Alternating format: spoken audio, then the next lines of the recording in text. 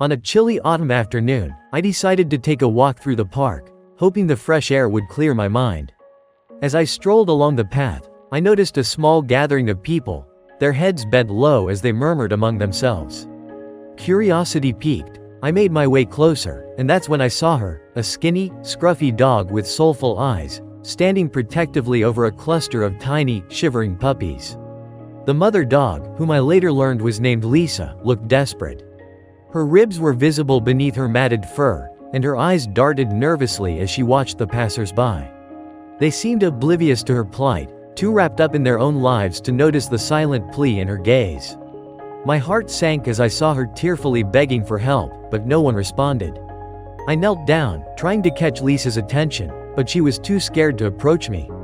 Instead, she stood her ground, shielding her puppies as if to say, "Please, don't come any closer."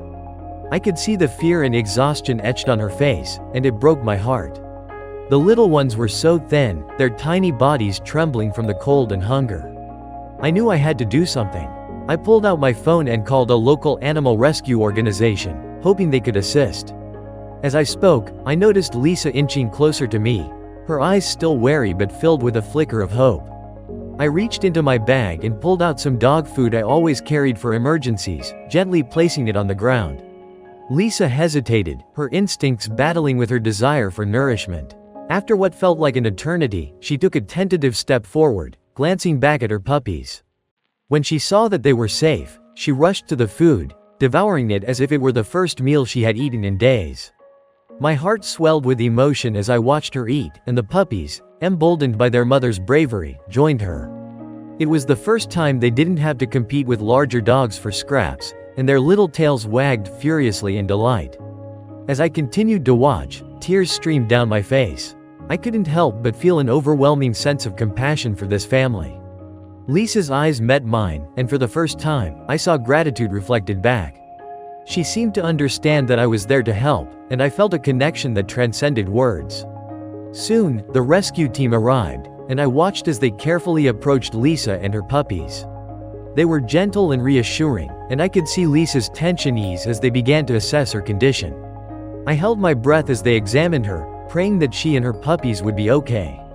At the clinic, the vet ran tests and provided Lisa with much-needed care. She was exhausted, and they decided to give her only liquid food for the time being. I stayed by her side, offering comfort and support, and it was heartwarming to see her gradually relax in the warm bed they provided. The love and safety she had longed for were finally within reach.